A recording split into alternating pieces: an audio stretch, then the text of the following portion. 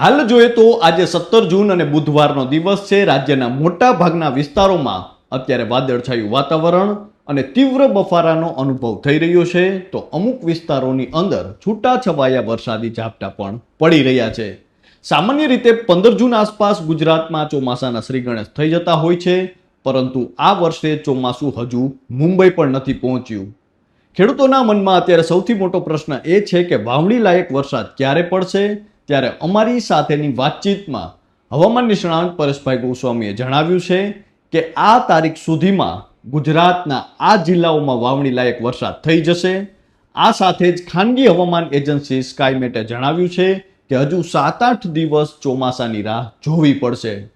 તદુપરાંત હવામાન વિભાગે મહારાષ્ટ્રમાં અટકી ગયેલા ચોમાસાને લઈ આજે નવી અપડેટ જાહેર કરી છે।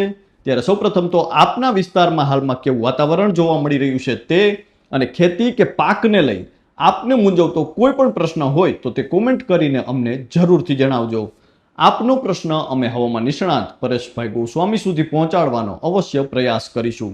નમસ્કાર, આપની સાથે હું છું કૃપાલસિંહ જાડેજા અને હવામાન નિષ્ણાંત પરેશભાઈ ગોસ્વામીએ અમારી સાથેની વાતચીતમાં કયા વિસ્તારોમાં અને કઈ તારીખથી વાવણી લાયક વરસાદની આગાહી વ્યક્ત કરી છે તે જાણીએ। તે પહેલા હવામાન વિભાગે આજે ચોમાસા અને વરસાદને લઈ શું નવી અપડેટ જાહેર કરી છે તેના વિશે વિગતે વાત કરીએ। વાત ગુજરાતી પર આમ જોઈએ તો ગુજરાતમાં અત્યારે દિવસે ગરમી અને રાત્રે હળવા પવનને કારણે મિશ્ર વાતાવરણનો અનુભવ થઈ રહ્યો છે।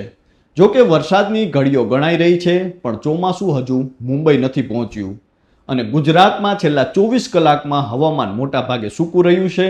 ત્યારે હવામાન વિભાગ અનુસાર આગામી દિવસોમાં મહારાષ્ટ્રના કેટલાક ભાગોમાં ચોમાસું આગળ વધી શકે છે।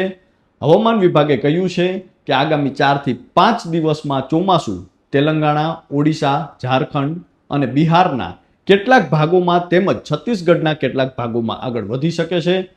ઉલ્લેખનીય છે કે ચોમાસું દર વર્ષે 10 જૂને મુંબઈ પહોંચે છે, જે હજુ સુધી પહોંચ્યું નથી।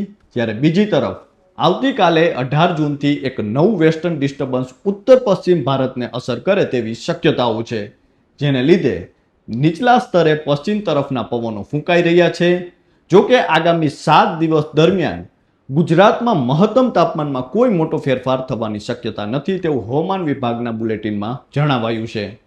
હવે વરસાદ વિશે હવામાન વિભાગની આગાહી વિશે વાત કરીએ તો હવામાન વિભાગના જણાવ્યા અનુસાર આજે રાજ્યના ઉત્તર ગુજરાતના કેટલાક જિલ્લાઓ જેમ કે બનાસકાંઠા, સાબરકાંઠા અને અરવલ્લી જિલ્લામાં છૂટાછવાયા સ્થળોએ હળવાથી મધ્યમ વરસાદની આગાહી વ્યક્ત કરાઈ છે। બીજી બાજુ ભરૂચ, સુરત, તાપી, ડાંગ, નવસારી, વલસાડ, ભાવનગર, અમરેલી અને ગીર સોમનાથમાં છૂટાછવાયા સ્થળોએ ગાજવીજ સાથે હળવા મધ્યમ વરસાદની આગાહી વ્યક્ત કરવામાં આવી છે। આ સિવાયના બાકીના જિલ્લાઓમાં હવામાન સૂકું રહેવાની શક્યતાઓ છે। આ ઉપરાંત આવતીકાલે દક્ષિણ ગુજરાતના સુરત, ડાંગ, તાપી, નવસારી, વલસાડ જિલ્લાઓમાં અને દમણ અને દાદરાનગર હવેલીમાં છૂટાછવાયા સ્થળોએ વરસાદ થવાની સંભાવના છે। તો આ તો હતી હવામાન વિભાગની આગાહી। હવે સ્કાયમેટની આગાહી વિશે વાત કરીએ તે પહેલા અમારી સાથેની વાતચીતમાં હવામાન નિષ્ણાંત પરેશભાઈ ગોસ્વામીએ શું કહ્યું છે તે જોઈએ તો પરેશભાઈએ જણાવ્યું છે કે 17 જૂનથી એટલે કે આજથી જ વરસાદ પડવાની શક્યતાઓ છે, જેમાં સૌરાષ્ટ્રના દરિયાકાંઠાના જિલ્લાઓ અને દક્ષિણ ગુજરાતના જે જિલ્લાઓ છે એમાં થોડીક અને અસર વધારે જોવા મળી શકે છે અને એ મુજબ છૂટાછવાયા વિસ્તારોમાં વરસાદની શરૂઆત થશે। પણ આમાં વરસાદનું પ્રમાણ ઓલ ઓવર ઓછું જ રહેવાનું છે, જે ઘણા સમયથી આપણે અનુમાન છે। ત્યારબાદ 22 થી લઈને 25 જૂનમાં બીજો રાઉન્ડ આવશે, એ થોડોક સારો રાઉન્ડ હશે એવું અત્યારે એક અનુમાન છે। ત્રીજો રાઉન્ડ છે તે 28 થી લઈને 3 જુલાઈમાં આવશે અને એમ 3 તબક્કામાં વાવણી થશે। જો પવનની વાત કરીએ તો 20 તારીખ સુધી પવનની ઝડપ આ પ્રમાણે જ રહેવાની છે। 20 તારીખ પછી પવનની ઝડપમાં ઘટાડો થઈને નોર્મલ નજીક પવનની ઝડપ આવી જશે, એટલે 22 થી 25 વાળો જે રાઉન્ડ છે એમાં પવન ડિસ્ટર્બ નહીં કરે એવું મારું માનવું છે। બીજા નંબરમાં અત્યારે નજીકના સમયમાં અરબ સાગરમાં કોઈ મજબૂત સિસ્ટમ બને જેમાં વેલમાર્ક લો પ્રેશર, ડિપ્રેશન કે ડીપ ડિપ્રેશન બને એવી કોઈ સંભાવનાઓ નથી। પણ એક ચોક્કસ વાત છે કે અસ્થિરતા કોઈને કોઈ ઊભી થશે અને આ અસ્થિરતા અરબ સાગરના ભેજના કારણે થશે અને ભેજ અને તાપમાનને કારણે અસ્થિરતા ઊભી થશે, ક્યાંક ને ક્યાંક ચોમાસાને થોડી ઘણી વેગ આપતી રહેશે અને વરસાદની શરૂઆત છે તે ચોક્કસથી થઈ જશે.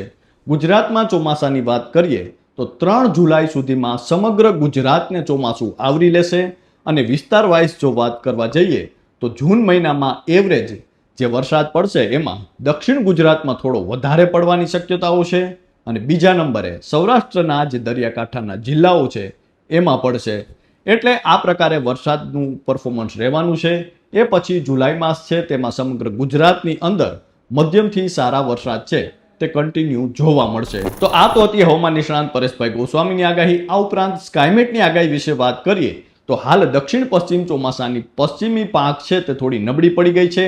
8 જૂનથી પશ્ચિમ કિનારા પર ચોમાસું લગભગ સ્થિર છે. હવામાન એજન્સી સ્કાયમેટ અનુસાર મુંબઈને ચોમાસા માટે વધુ 7-8 દિવસ રાહ જોવી પડી શકે છે. બીજી તરફ પૂર્વીય શાખા એટલે કે ઓડિશા, ઝારખંડ અને બિહારના ઘણા ભાગોને આવરી લેતા તે સતત આગળ વધી રહી છે. તો આ તો હતી હવામાન વિભાગની આગાહી, હવામાન નિષ્ણાંત પરેશભાઈ ગોસ્વામીની આગાહી અને સ્કાયમેટની આગાહી. હવામાન વિભાગની આગાહી અનુસાર હજુ ચોમાસું છે તે ગુજરાતમાં કદાચ મોડું આવી શકે છે. આ સાથે જ હવામાન નિષ્ણાંત પરેશભાઈ ગોસ્વામીના જણાવ્યા અનુસાર 22 થી લઈને 25 જૂન વચ્ચે રાજ્યના અમુક વિસ્તારોમાં છે વાવણી લાયક વરસાદ થઈ શકે છે. અને તદુપરાંત જોઈએ તો સ્કાયમેટની આગાહી પ્રમાણે હજુ 7-8 દિવસ સુધી મુંબઈમાં પણ વરસાદની એટલે કે ચોમાસાની રાહ જોવી પડી શકે છે. તો હાલ બસ આટલું જ. ફરી મળતા રહીશું વાત ગુજરાતી પર.